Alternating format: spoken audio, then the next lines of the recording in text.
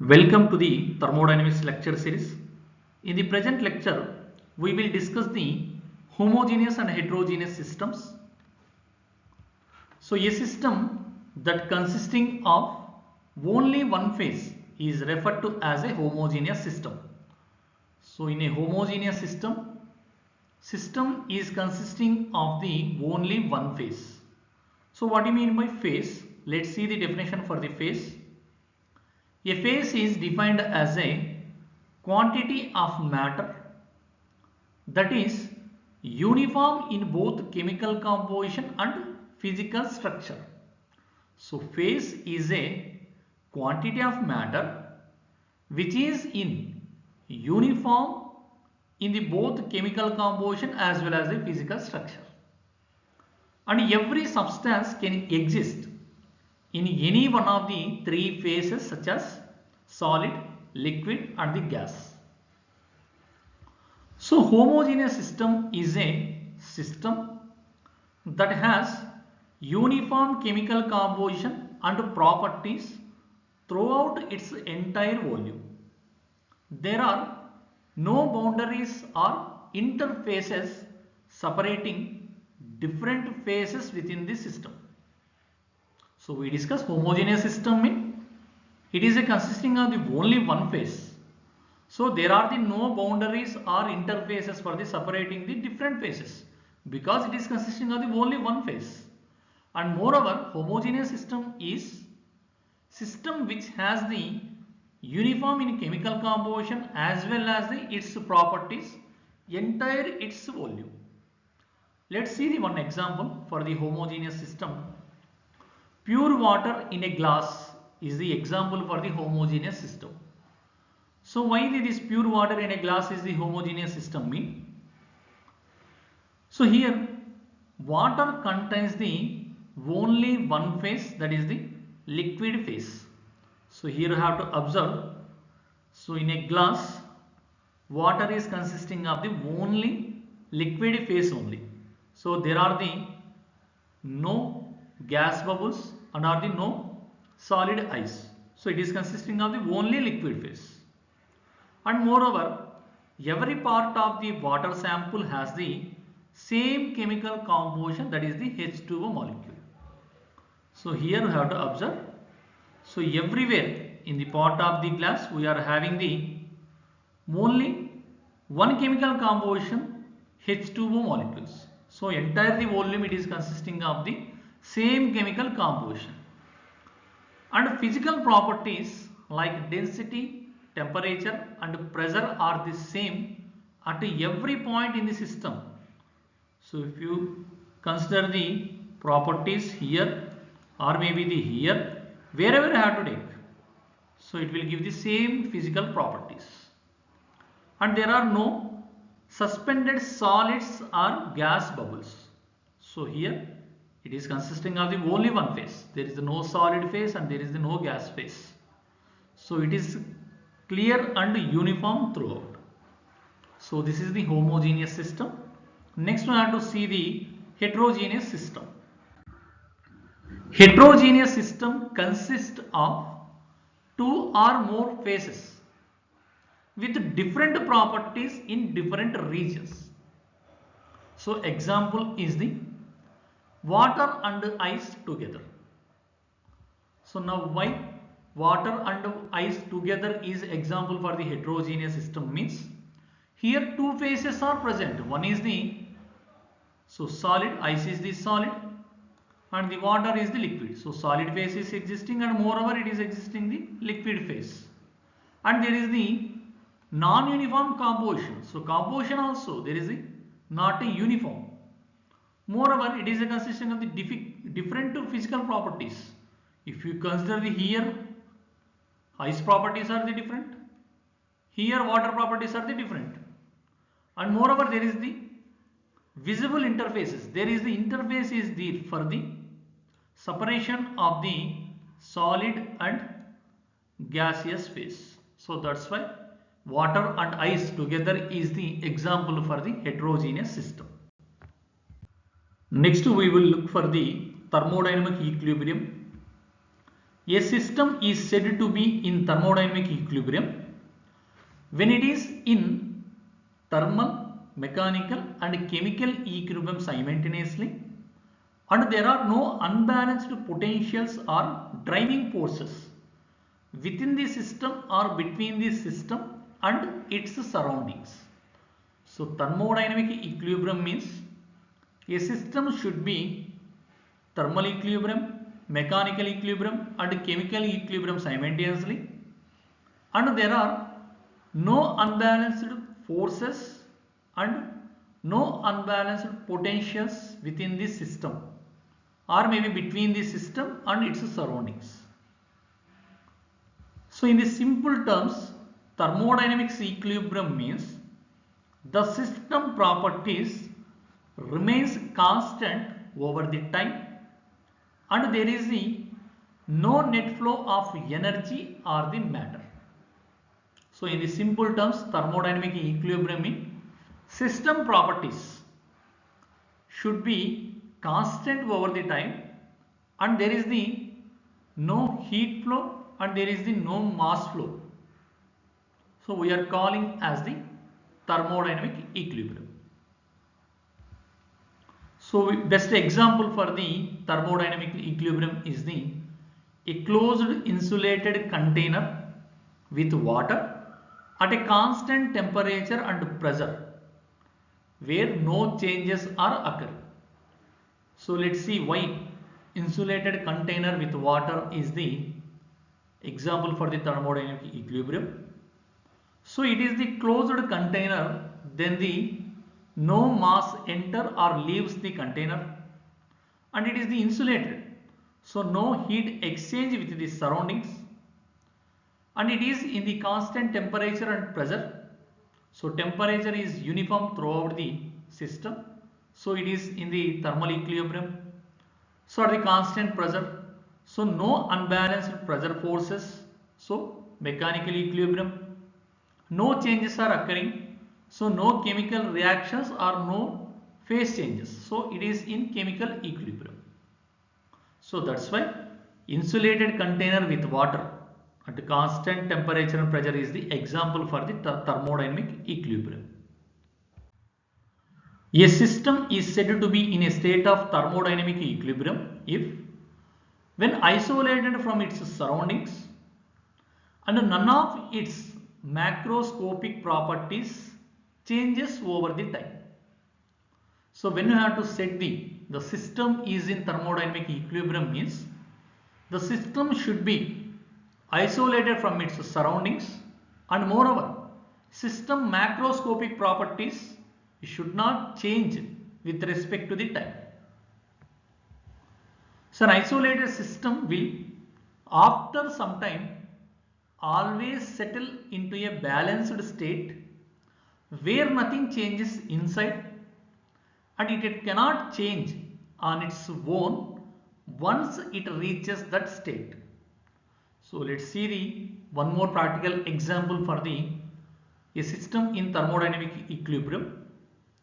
So example, imagine a sealed insulated box that contains the hot water on one side and cold water on the other side. Since the box is insulated, so there is no heat or matter can enter or leave the system. Over the time, the hot and cold water will mix and reach the same temperature. After the particular time, hot water as well as the cold water both will be mixed. It will come to the same temperature, so same thermal equilibrium. So once this happens, so both are mixed and came to the same temperature. The temperature stays the same and no further changes occurs inside the box. Then the system has reached thermodynamic equilibrium and it won't change by itself anymore.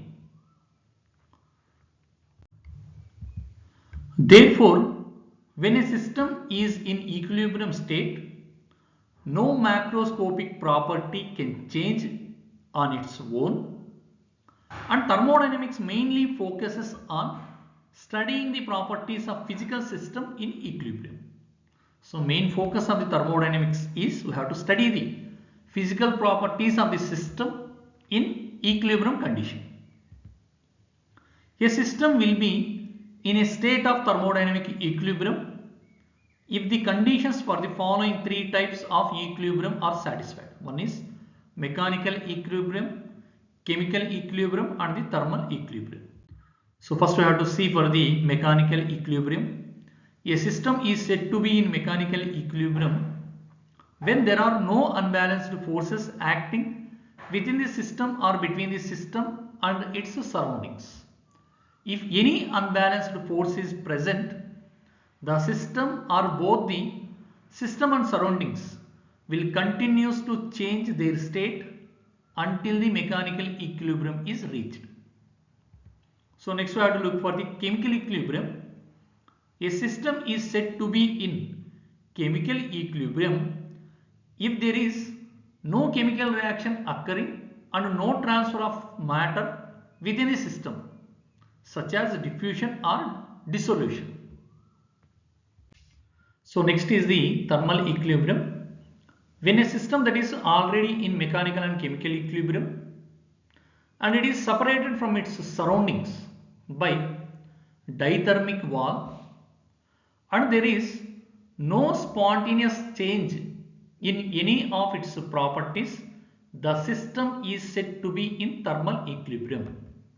So when you have to say the system is thermal equilibrium means a system is already in the mechanical and chemical equilibrium separately, and moreover it is insulated from the surroundings, and also there is no spontaneous change in its properties. We have to call as the system is in thermal equilibrium. If this condition is not met, the system will undergo changes until the thermal equilibrium is achieved. So system is mechanical and thermal equilibrium, but it is not insulated from its surroundings, and moreover its properties are changes spontaneously. Then system will undergo changes until the thermal equilibrium is achieved. So when the conditions of any of the three types of equilibrium are not satisfied, a system is said to be in a non-equilibrium state. If a system is not in equilibrium due to unbalanced force, either within the system or between the system and its surroundings, the pressure will vary from one region to another region and there is the unbalanced forces will exist, then it is not in the mechanical equilibrium. Similarly, if the system is not in equilibrium because its temperature differs from that of its surroundings, a non-uniform temperature distribution develops within the system and no single temperature can represent the entire system. So if it is the temperature is varying, then also the system is not in the thermal equilibrium. Next we will discuss the quasi static process. Quasi means almost, static means it's a rest. So quasi static process is a thermodynamic process that occurs infinitely slowly in such a way that the system remains almost in equilibrium at every stage. Each intermediate state of the system can be considered a state of equilibrium. So quasi-static process is a very slowly process, infinitely slowly process, and each stage the system is in the equilibrium condition.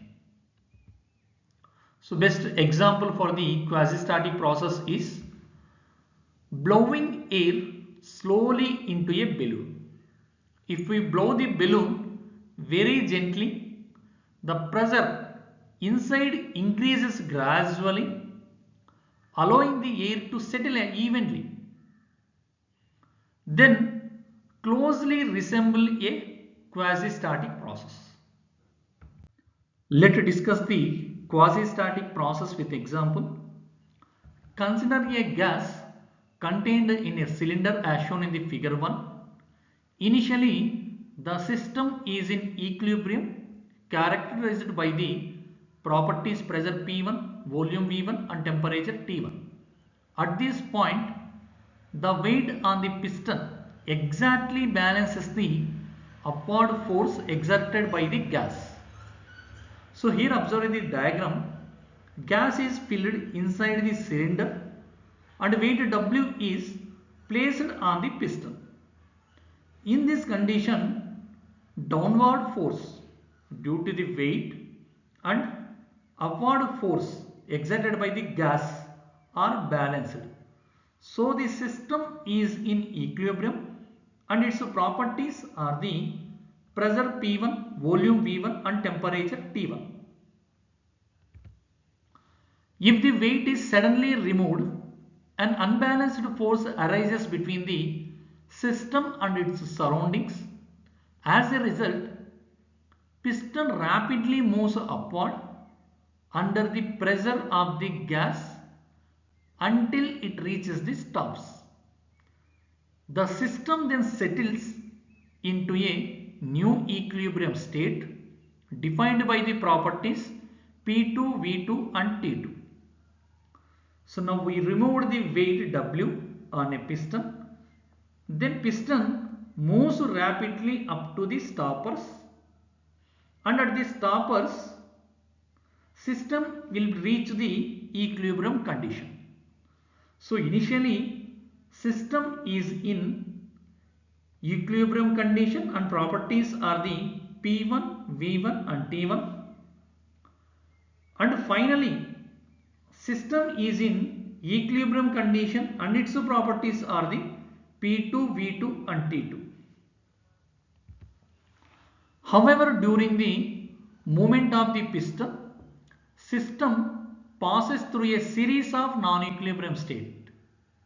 The intermediate states cannot be fully described using the thermodynamic properties like pressure, volume and temperature. Piston moves rapidly from equilibrium, so first equilibrium to final equilibrium. So its intermediate states are not in the equilibrium condition. Figure 2 shows the points 1 and 2 as the initial and final equilibrium states joined by a dotted line. So here figure 2 represents the initial and final equilibrium states of the system, and volume is representing in the horizontal axis, that is the V, and pressure P is representing in the vertical axis. Here 1 is representing the initial equilibrium state of the system, 2 is representing the final equilibrium of the system, and 1 and 2 initial and final equilibrium states are joined by a non-equilibrium states, that is represented by the dotted lines. So these are all the non-equilibrium states. In general, we are representing the dotted lines. Now if the single weight on the piston is made up of many very small pieces of weights as represented in the figure, and these weights are removed one by one very slowly from the top of the piston. Now we changed the single weight W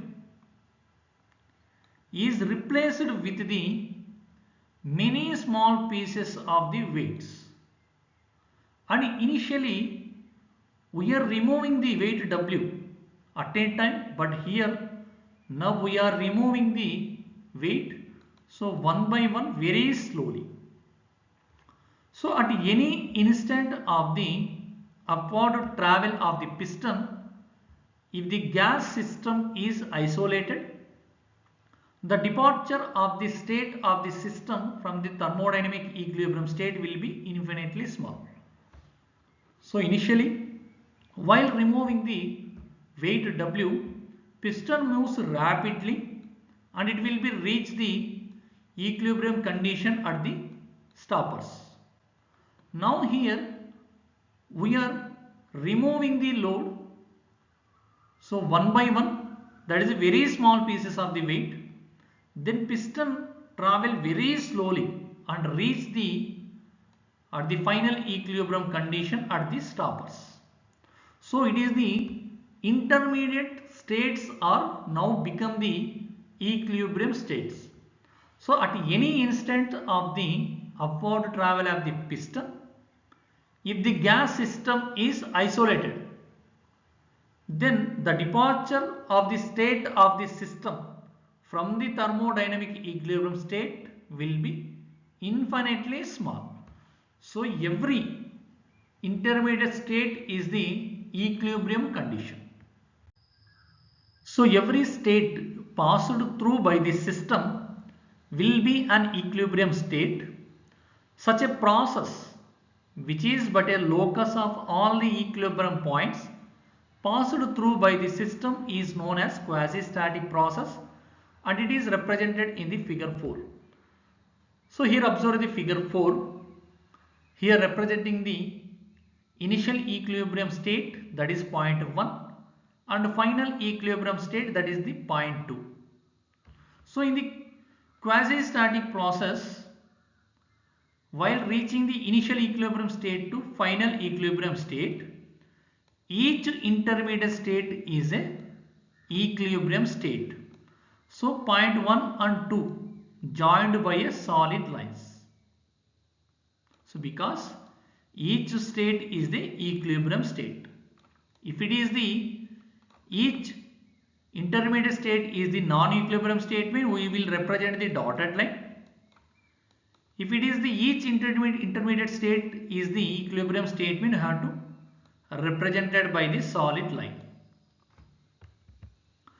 Infinite slowness is the characteristic feature of a quasi-static process, because so here reaching initial equilibrium state to final equilibrium state very slowly.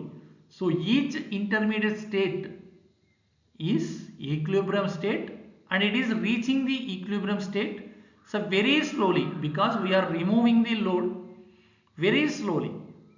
So infinite slowness is the characteristic feature of a quasi-static process. A quasi-static process is thus a succession of equilibrium states, and a quasi-static process is also called a reversible process. So it is very important. Quasi-static process is a reversible process. Next we will discuss the reversible and irreversible process. A reversible process is one which can be stopped at any stage and reversed so that the system and surroundings are exactly reversed to initial process. So this reversible process has the following characteristics. First one, it must pass through the same states on the reversed path as were initially visited on the forward path. This process, when undone, will leave no history of events in the surroundings, and it must pass through a continuous series of equilibrium states. So figure is representing the reversible process. Here 1 is representing the initial state, 2 is representing the final state, and all intermediate states are the equilibrium states. Next, no real process is truly reversible, but some process may approach the reversible to close approximation. In general, there is a true reversible process or not exist, but approximate to reversible process it will be exist. Some example, frictionless relative motion, expansion and compression of the spring, frictionless adiabatic expansion or compression of the fluid, polytropic expansion or compression of the fluid, isothermal expansion or compression, and electrolysis. So next we will discuss the irreversible process. An irreversible process is a thermodynamic process which cannot be reversed in such a way that both the system and surroundings return to their original states. In other words, during the irreversible process, some energy is lost and completely recovery is impossible. So it's a figure is representing the irreversible process.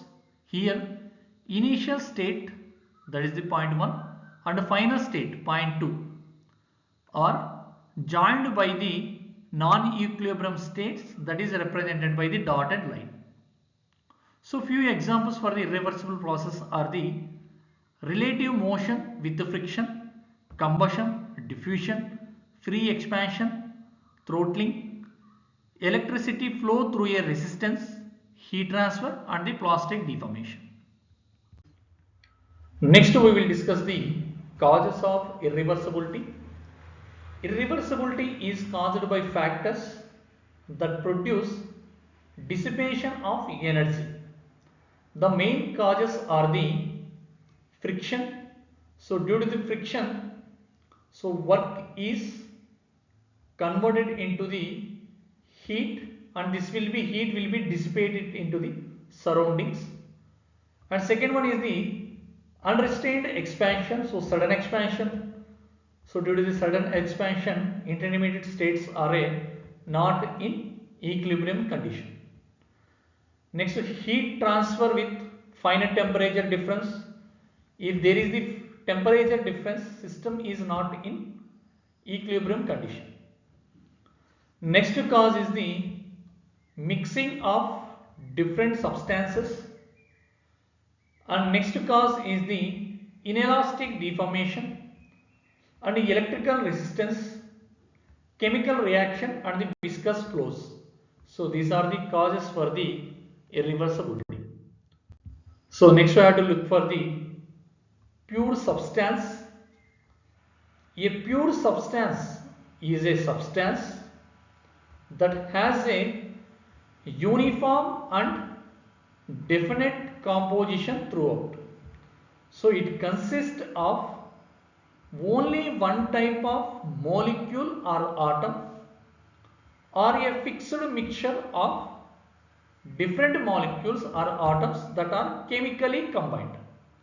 So pure substance is a substance which having the uniform chemical composition. So next we have to look for the example for the pure substance. So water is the common example of the pure substance.